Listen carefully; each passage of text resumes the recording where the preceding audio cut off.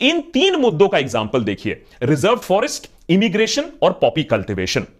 Cookie community का allegation यह है कि रिजर्व फॉरेस्ट के नाम पर कुकी विलेजर्स को घेरा जा रहा है, उन्हें वहां से निकाला जा रहा है। इसी साल 20 फरवरी को चुराचंदपुर डिस्ट्रिक्ट में एक पूरे कुकी विलेज को उखाड़कर फेंक दिया गया। क्यों?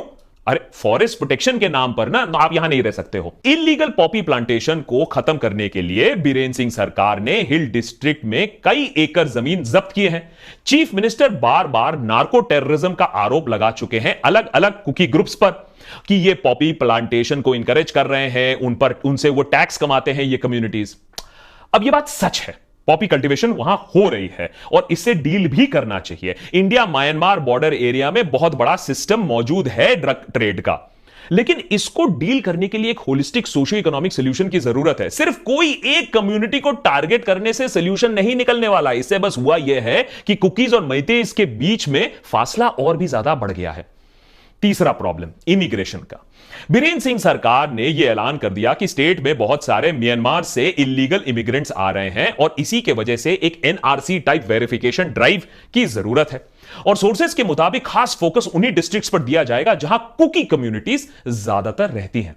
हां, मणिपुर में म्यांमार से कुकी कम्युनिटीज के लोग माइग्रेट किए हैं, इसमें कोई डिबेट नहीं है, मगर याद रखिए कि कुकी कम्युनिटीज हमेशा से ही इन एरियाज में माइग्रेट करती आई हैं। हिंदुस्तान और म्यांमार के बॉर्डर बनने से पहले इनके एथनिक क्लैंस इनके लिए ज्यादा इंपॉर्टेंट हैं और माइग्रेशन बढ़ी इसलिए है क्योंकि म्यांमार में 2021 से सिविल वॉर के चलते बहुत सारे लोग वहां भागकर नॉर्थ ईस्ट स्टेट्स में शरण लेने आए हैं।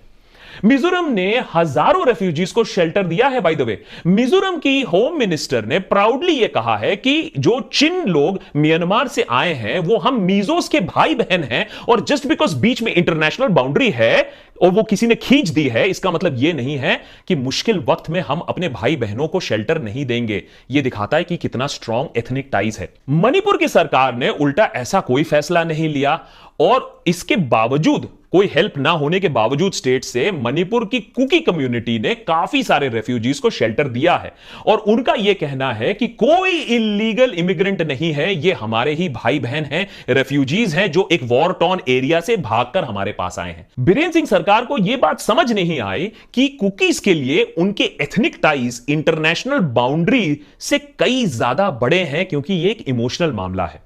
और देखिए, अगर सिचुएशन इतनी कॉम्प्लेक्स होती तो सरकार को एक बैलेंसिंग एक्ट तो करना चाहिए था, कंसेंसस बिल्डिंग करना चाहिए था, long term socio economic solution निकालना चाहिए था, मगर बीरेन सिंह सरकार ने किया क्या? सिर्फ मैतेई पर्सपेक्टिव को रिप्रेजेंट किया और हालात बद से बदतर हो गए कि एक साफ परसेप्शन बन गया, अब मानो ना मानो, कि कुकी कम्युनिटी तो यही मानती है कि स्टेट सरकार हमारे खिलाफ है, हमें इंक्रोचर मानती है, हमें ड्रग ट्रेडर मानती है, हमें इलीगल बुलाती है, हमें टारगेट करती है और हमारे जमीन पर अब कब्जा करना चाहती है। और अब यहां यूनियन गवर्नमेंट पर भी बहुत बड़ा क्वेश्चन मार्क लग गया है, खासकर कि पिछले 2 महीनों में। पहला सवाल तो यह कि जब मणिपुर में उन्हीं की सरकार के तहत इस तरीके का पोलराइजेशन चल रहा था, तब मोशा का चाणक्य नीति क्या कर रहा था? पोलराइजेशन रोकने के लिए क्या किया गया था?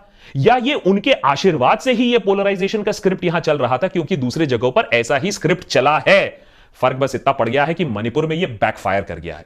दूसरा सवाल ये, प्रेसिडेंट रूल कब लगाओगे? लार्ज स्केल वायलेंस होने के बाद Kuki group, civil society organisation, political parties, यहां तक कि नेबरिंग मिजोरम की सरकार ने भी कहा कि सबसे पहले बीरेन सिंह की सरकार को यहां हटाइए, प्रेसिडेंट रूल लगाइए, ताकि कम से कम सबके बीच में कॉन्वर्सेशन तो शुरू हो कि लोगों को भी लगे कि सरकार अब सीरियस है। लेकिन आज तक यह बेसिक कदम भी नहीं उठाया गया। तीसरा शॉर्टकमिंग, मणिपुर में जो ये लॉन्ग टर्म मुद्दे हैं उन पर सेंटर का स्टैंड क्या रहा है? पॉपी कल्टीवेशन को लेकर इकोनॉमिक ऑल्टरनेटिव की पॉलिसी क्या है? म्यांमार सिविल वॉर रेफ्यूजीज को किसी सेंसिटिव रेफ्यूजी पॉलिसी के तहत क्या यहां लाया जा सकता है? भाषण देने में और इनसाइडर आउटसाइडर पॉलिटिक्स करने में तो हम नंबर 1 हो सकते हैं, लेकिन अगर कोई कॉम्प्रिहेंसिव सेंसिटिव सॉल्यूशन निकालना हो तो एकदम चुप्पी हो जाती है। और यह चुप्पी सबसे बड़ी प्रॉब्लम है। कैंपेन टाइम पे तो प्रधानमंत्री रैलीज करते हैं, वर्चुअल रैलीज करते हैं, मणिपुर में विकास और सूरज उगने की बात करते हैं, कहते हैं कि नई स्थिरता मिलेगी उनके आने के बाद। लेकिन यहां पूरी दुनिया घूम लिया और खुद मणिपुर जाकर एक ऑल पार्टी मीटिंग आप नहीं चेयर कर पाए। इलेक्शन रैली होता तो देखो कितनी जल्दी वहां पहुंच जाते। मजाक नहीं कर रहा हूं मैं, मजाक नहीं कर रहा हूं। ट्रिप से वापस आने के बाद देखिए क्या होता है, भोपाल पहुंचा जाता है। मेरा बूथ सबसे मजबूत प्रोग्राम में 1.5 घंटे से ज्यादा बात किया जाता है, लेकिन मणिपुर के बारे में एक साउंड बाइट आपको ना मिलेगा।